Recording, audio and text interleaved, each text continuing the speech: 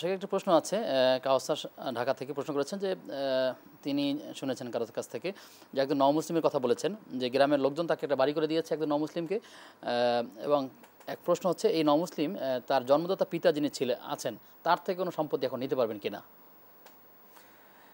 দেখুন, যেহেতু তিনি অমুসলিম থেকে তিনি মুসলিম হয়েছেন, এখন পিতা যদি তাকে সম্পদ দেন তিনি গ্রহণ করতে পারবেন, যেহেতু পিতার উপর দায়িত্ব কর্তব্য তার ধর্মগ্রন্থ অনুযায়ী হয়তোবা পিতা তাকে সম্পদ দিলে তিনি সেটা গ্রহণ করতে পারবেন। কিন্তু কিন্তু এখানে অন্যদিকে মিরাজ তো সেটার কথা বলে কি যে আসলে মুসলিমের উত্তরাধিকারী অমুসলিম হতে পারবে বা অমুসলিমের উত্তরাধিকারী মুসলিম হতে পারবে, এই বিষয়টাকে যদি একটু দেখুন, সামনে নিয়ে কথা বলেন। অমুসলিম পিতামাতার সম্পত্তিতে মুসলিম ছেলেমেয়েরা মালিক হতে পারবে, এটা গ্রহণ করতে পারবে, কিন্তু মুসলিম ছেলে মেয়েদের বা মুসলিম ব্যক্তিদের মাতা পিতা যাই হোক তাদের সম্পত্তিতে অমুসলিম কেউ মালিক হতে পারবে এর না। ক্ষেত্রে ভিন্ন কোনো মত আছে কি? আসলে মনে হয় যে পারবে না বলে এরকম কিছু, না, এটাই যে হলো অমুসলিম পিতামাতার উত্তরাধিকার হিসাবে সন্তান সম্পদ পাবে না বা হতে পারবে না। না, এটা পারবে, এটা পারবে এজন্য যে যেহেতু সম্পদ সম্পদ হলো কিন্তু জীবনের একটা সেফটি এবং সম্পদকে সংরক্ষণ করতে হবে।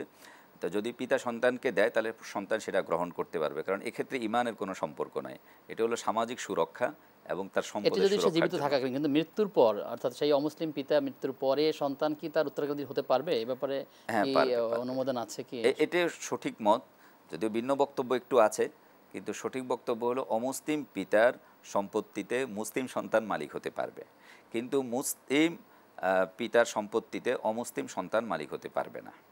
না, আমি যেটা বলতে চাইছি সেটি হচ্ছে যে এরকম কোনো বিষয় আছে কি যে উত্তরাধিকারের ক্ষেত্রে মুসলিমের উত্তরাধিকারী অমুসলিম পিতা সন্তান মানে পুত্র সন্তান হতে পারবে না, অথবা যিনি অমুসলিম পিতা আছে তার পরবর্তীতে উত্তরাধিকার তার মুসলিম সন্তান হতে পারবে না, এই না, বিষয়টি যদি ঐচ্ছিক তিনি যদি দান করে দেন কিংবা তাদের সিস্টেমে যদি থাকে, তাহলে অমুসলিম পিতার সম্পত্তিতে মুসলিম সন্তান মুসলিম সেটা গ্রহণ করতে পারবে, গ্রহণ করতে কোনো বাধা নাই।